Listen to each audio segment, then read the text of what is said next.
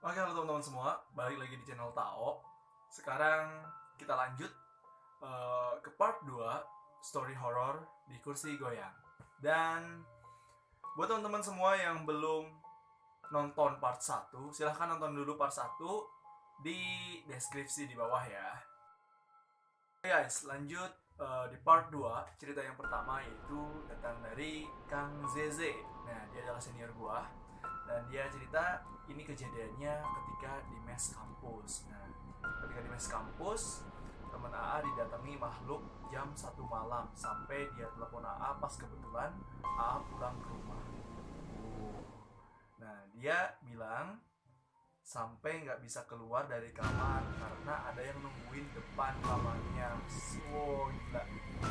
Ini sih lu ketakutan dan ketika lu mau buka apa ya pintu kamar di depan langsung lihat yang kayak gitu, lu bisa bayangin lah ya. Oke, terus setelah itu giliran AA pas tidur didatangi perempuan yang dibuang ke sungai dan didoain katanya.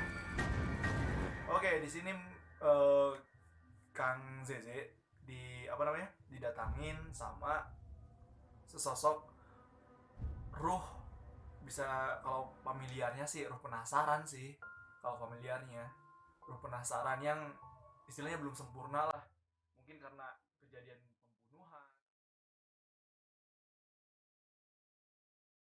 Oke, next ke cerita selanjutnya yang kedua itu datang dari David Jakarta. Dia adalah teman dekat gua di silat, dan ini dia pengalaman horornya ya. Jadi ini adalah cerita nyata dari pengalaman gua sama teman-teman waktu kejuaraan tingkat nasional Kuningan Open Jawa Barat. Oke, gua sama 6 temen gua nginep di desa Cibingbin. Kalau pagi hari kalian bisa lihat pemandangan yang indah, sawah-sawah terhampar dan juga suara burung dan angin-angin yang menyisir pohon. Demi apapun buat orang kota kayak gua itu adalah suasana yang enak. Jadi buat teman-teman yang dari kota silakan datang ke Kabupaten Kuningan. Banyak banget tempat wisata dan kalian bisa lihat pemandangan indah. Oke, okay, next. Tapi lain cerita waktu di malam hari, keindahan pagi hari biasa berubah menjadi tempat yang agak sedikit menakutkan. Oke, okay. Dan jalanan gelap, kiri kanan adalah jurang, pohon-pohon besar, bambu, dan tidak ada kendaraan yang melintas selain kita, entah motor, truk, atau angkutan umum. Dan jarak rumah penduduk desa ke desa lainnya sangat jauh, belum lagi melintas kebun jagung yang tinggi-tinggi. Dan mata harus tetap waspada karena banyak tikungan tajam, kalau salah sedikit bisa masuk jurang. Emang itu lokasi di Cibingbin sih seperti itu. Oke, kalau ditotalin kita sudah hampir kecelakaan itu lebih dari 5 kali selama 1 minggu di sana. Wah, ngapain aja anjir. Tapi perjalanan 1 jam setengah kita lewati untuk mencapai penginapan dengan suasana malam seperti itu. Oke. Kita sudah menghabiskan 5 hari di sana, dan tentunya gue sebagai sopir hafal betul dengan jalanan ini karena selama 5 hari kita bolak-balik penginapan gor dan alun-alun. Pada hari ke-6 BTW kita menghabiskan 10 hari di sana untuk event dan sisanya jalan-jalan. Betul, sambil jalan-jalan libur dan lain-lain. Oke, lanjut lagi di hari ke-6. Dalam perjalanan pulang, kita sama anak-anak terkaget dengan sosok kakek-kakek duduk sendirian di tengah hutan. Cuma kita abaikan, kita masih positive thinking, mungkin itu adalah warga yang sedang mencari kayu. Oke. Okay. Cuma masalahnya ini udah jam 11 malam. Tapi tetap positif, dan setelah itu selama perjalanan gue nggak pernah lihat bambu yang turun di tengah jalan menuju desa Cibingbin. Dan ya, gue tabrak tuh bambu. Kita masih tertawa dan suasana seperti biasa. Dan kita sudah berada di tugu desa Cibingbin. Lalu saat mau masuk penginapan, rumah, jalanan, dan lingkungan berubah. Why? Desa tiba-tiba menjadi gelap. Alhasil gue mikir-mikir, kayaknya masih sanaan lagi. Oke, ya udah, kita jalan seperti biasa dan kita menghabiskan waktu yang cukup lama. Dan kita selalu mengulang jalanan-jalanan yang kita lalui dan suasananya jalanan seperti berkabut-kabut. Sampai ketiga kali kita lewati jalanan yang sama, rumah yang sama, kita baru sadar bahwa kita disasarin atau masuk ke dimensi yang berbeda. Dan spontan semobil itu mengucap istighfar dan sholawat. Dan kabut itu tiba-tiba menghilang dan dua rem mendadak, rem kaki diinjak sekuat-kuatnya berbarengan dengan rem kanan. Dan gua dan teman-teman tersadar bahwa kita berada di ujung jurang. Oh, sob, untung lu selamat sob, anjir.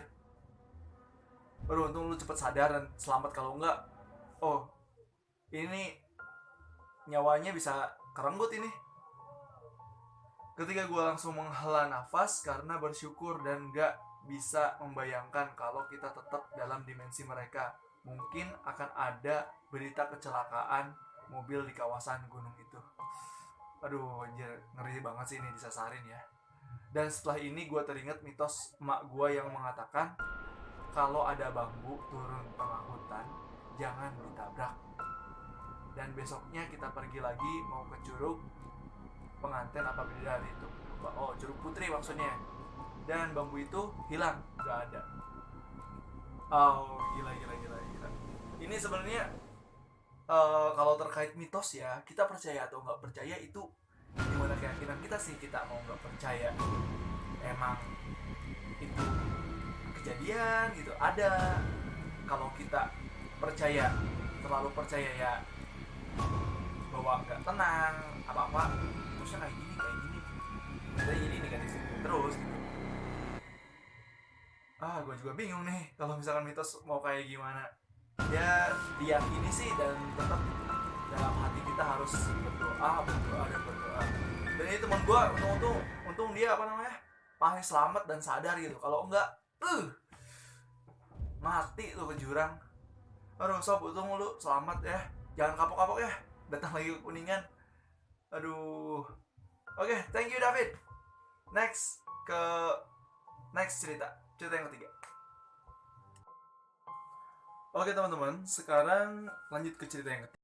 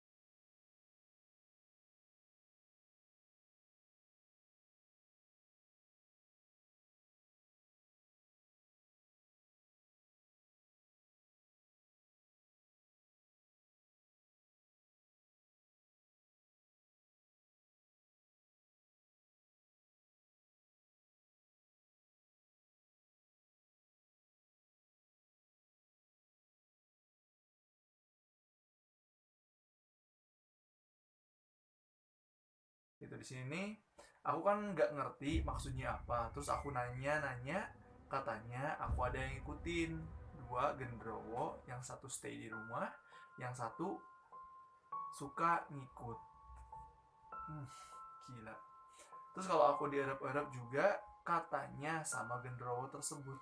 Wow, agak serem juga sih.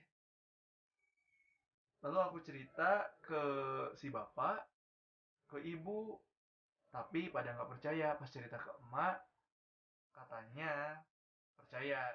Kata emak bilang akunya cantik, jadi diikutin. Aduh, ini wajah cantik kok diikutin sama ini ya. Oke, lama kelamaan jadi terbiasa juga, tapi kadang masih suka horor.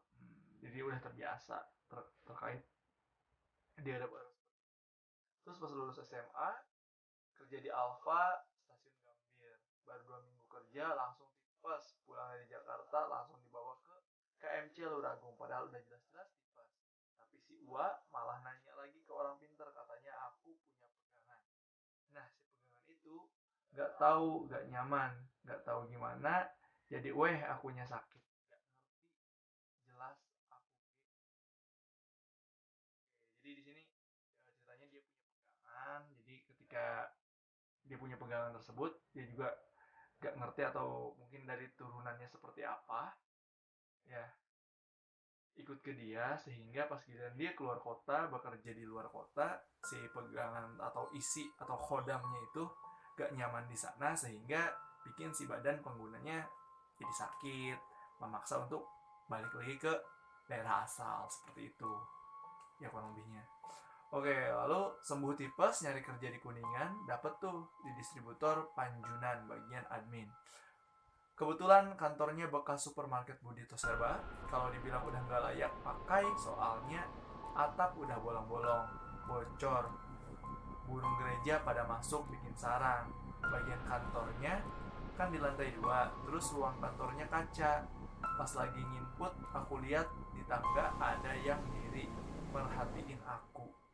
Hitam tinggi gede, aku teh cuma baca istighfar aja, tapi udah tetap masih ada, ya udah didiemin. Terus pas mau ke WC nya kan ada kaca, aku lihat di dalam kaca kayak ada kehidupan lain. Jadi kalau ngaca itu bukan aku gitu, jadi kalau ke WC aku gak berani ngaca. Beruntungnya aku dikelilingi orang-orang yang tidur juga, Fitri sama Abang Bang. Jadi aku ceritalah yang di tangga ke Abang Bang, katanya emang iya di situ ada, di belakang ada, di WC ada. Kalau ke Teh Fitri aku ceritanya yang kaca di WC, tapi Teh Fitri gak percaya, katanya aku halu. Tapi setelah beberapa minggu ke depan Teh Fitri cerita ke aku, Win, kata kamu bener, kaca di WC ada yang jaga. Jadi percakapan sama-sama indigo ini sih. Oke, terus kalau akhir tahun kan ada opname, jadi full time 24 jam di kantor. Pas malam-malam Abang Bang udah panik, bilang ke atasan admin, ini gak bakalan benar, yuk pada turun dulu. Gak lama bilang gitu, lampu semua mati, langsunglah pada lari keluar. Pas di luar ternyata lampu di luar nyala, cuma Panjunan aja yang mati. Wah gila sih, sumpah, istilahnya trap trap trap trap gitu, mati. Lu keluar terus pas lihat di luar lampu nyala, cuma kantong lu doang yang mati. Creepy kan? Oke, next. Oke, setelah beberapa menit nyala lagi. Terus pernah juga kerja lembur, tiba-tiba ada yang ngerintih minta tolong, suara cewek. Aduh, ini dia tempat kerja apa namanya, tempat kerja sering gitu. Terus 1 tahun kerja di sana, resign lagi karena gak betah. Oke, resign lagi, akhirnya mutusin buat kerja di PT. Keterimalah di PT. Pas setiap malam minggu kan gak produksi, jadwalnya bersih-bersih. Aku suka ditempatin di ruangan sendiri, bersih-bersih sendiri. Ya Allah, itu mah sosok hitam lagi merhatiin. Terus aku udah nahan nangis, soalnya kalau minta pindah takut dimarahin. Kan anak baru juga, di sana cuma kuat 1 bulan doang. Waduh, dia banyak yang ngikutin ya. Terus oh ya, sampai aku pernah dibersihin sama bapak teman karena saking gregetnya. Badan aku semua penuh bulu, kata orang yang bisa lihat mah. Dibacain sesuatu, terus disuruh mandi. Pas mandinya badan aku jadi kebiru-biruan gitu, kayak yang memar tuh. Oke, kayaknya dia udah diikutin dari dia waktu SMA deh. Sehingga apa namanya? Ya mungkin orang yang bisa lihat lihatnya pasti badannya udah ya yang kita tadi bulu gendrowo, tapi kan kita nggak tahu juga. Dari pas diobatin, oke lanjut ya, dari pas diobatin lumayan tuh, gak Terus pernah juga jadi si bapak manggil orang pintar buat ngobatin dia, tapi si orang pintarnya malah pengen ngobatin aku karena akunya kayak yang udah dikuasain sama genderuwo itu, kayak aku milik dia, jangan sampai ada yang milikin aku. Wow, genderuwonya suka ini Win sama kamu, udah jatuh cinta banget kali genderuwonya. Aduh, tuh kan. Oke, lanjut ya. Tuh, aku juga pernah jaga malam-malam pulang lewatin kuburan, banyak pohon jadi. Di antara pohon jati ada yang diri putih-putih, gak tahu apa. Kalau nggak tante paling ya jumping candy, pocong. Oke, terus tahun kemarin si ibu ke orang kejauhan minta air buat aku. Alhamdulillah sampai sekarang udah nggak lihat-lihat lagi. Oh ya, aku juga kalau ada kejadian yang bikin gak enak, suka ada yang ngasih tahu duluan. Oke, mungkin cukup segitu cerita dari aku. Maaf ya kalau kepanjangan. Oke, ceritanya panjang banget, cuman ya mungkin dia emang udah diikutin eh, sama sosok-sosok yang mungkin di rumah dia, sehingga ketika dia di tempat kerja segala macem, sosok itu selalu bikin dia nggak nyaman. Bukan, maybe ya, ini persepsi gua, maybe Wida ini, Winda ya, yang ngikutinnya setiap dia kerja di luar kota pasti selalu nggak nyaman. Apalagi udah kayak yang jatuh cinta ngikutin terus, sampai kan ada persepsi bahwa Gendro itu kayak yang pengen memiliki Winda seutuhnya gitu. Itu udah bahaya banget sih teman-teman ya. Tapi alhamdulillah sekarang Winda udah normal lagi, udah bisa aktivitas lagi ya Winda ya. Mudah-mudahan dijauhkan dari hal-hal yang kayak gitu teman-teman, amin ya. Thank you Winda atas ceritanya ya. Oke, buat teman-teman semua, itu adalah cerita part 2 dari Kursi Goyang. Dan thank you so much bagi teman-teman yang udah nonton video gue di cerita horor Kursi Goyang. Dan jangan lupa untuk teman-teman subscribe, like, comment, and share ke teman-teman untuk berbagi cerita. Dan buat teman-teman ada yang punya ide cerita horor atau pengalaman horor ya, silahkan tulis di komentar. Nanti bakalan gue ceritain di next video selanjutnya ya. See you, bye bye.